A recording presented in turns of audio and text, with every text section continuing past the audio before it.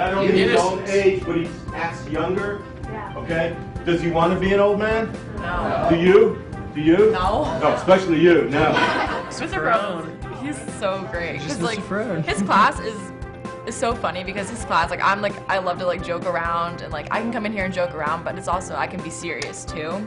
And he really he accepts everybody in here. Like he doesn't ever shut anyone down. You really feel like you can just say whatever you want to say and it'll be accepted here. Kind of like Peter Pan, because like Peter Pan doesn't want to grow old, and he like wants to stay in Never Never Land. In this classroom, they're proactive. They don't even need me, technically. You're free to analyze things and think of it as a different way and come to a different conclusion than other people, but it's not always necessarily wrong, you know. It's a different way of thinking that makes you more creative and analytical, which is essentially a good thing. The difference in this class is that we're allowed to get up and say, I don't know, like I don't understand.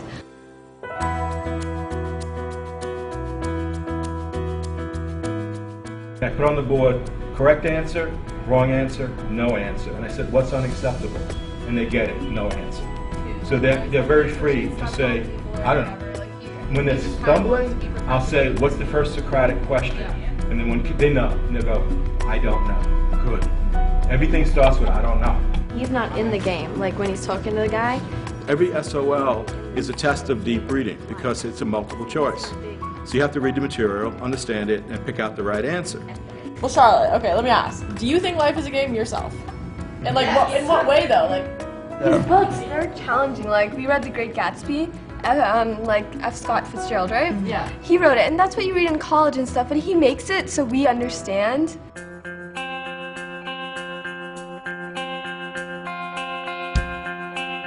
If I'm a high school teacher, why not emulate college with a safety net? It's like, I'm going to raise the bar, and I'm going to put a safety net under you. Nobody's going to fail. Come on, what are you worried about? There should be no fear. Yeah, we're all one team. Now, pushing them to get the better answers, that comes later.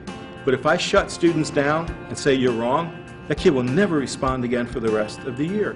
So they all get to know that they can play the game. So as everybody bats, then later on we take it up a notch. I'll read that paragraph really quickly.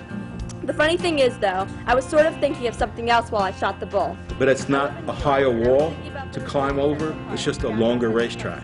If you make it harder, just make it reachable. And what I find is they're very happy to then do that work. Oh yeah, you're right, I can't just pie in the sky it anymore. Now we're up to, oh, here's the evidence in the text. So what is that saying about Holden's role in society and what he believes that society is going to do to him if he doesn't conform to their rules? I think the point of his class is that like he's not the one that creates our environment, we do. So like I can't say that like other teachers can't learn it because it's not Ferone that's creating the environment, we are.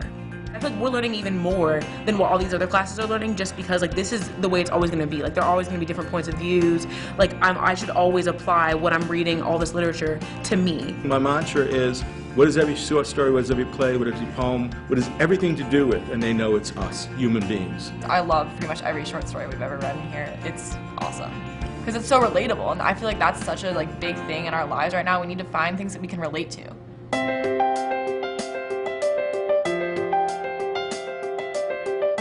Being in this class and like having Socratic method, like it motivates me to want to read the novel. Like when I go home, I'm like stoked to read Catcher in the Rye. Like I normally wouldn't be, but like the fact that like when I come to class, like my voice is going to be heard and respected with everyone, it motivates me to want to read it. If I raise my hand, they're probably going to hear an answer that I knew already. And if I go, ooh, ooh, ooh, that's my signal to say, man, they just made me think of something I never thought of before in my life.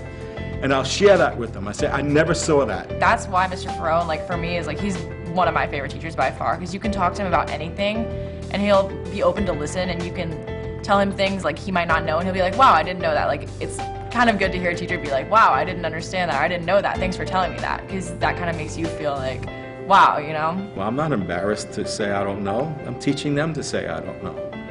There's 16 minds to 25 minds versus mine. Of course they're going to be smarter than me. Collectively, they've got me beat. What is he most afraid of? Right. Hold up. I don't think he wants to get old. He doesn't want to grow up. But why? He is willing to confide everything in you in hopes that like you'll give it back to him, and we all do. I know they got my back, I've got their back, and they go to college, every one of them. Looking back, I can take this style of learning and apply it to what I've learned last year and make more sense to it. I find myself like more engaged in other classes now because I understand what I have to do to succeed more. Just having, say, one class kind of rubs off on all your other classes and makes it easier to ask questions or clear up your confusions. There might be a Mr. Smith, a Yeah, very you're not gonna Socratic see- Mr. Smith, but Mr. Smith isn't going to be Mr. Ferone.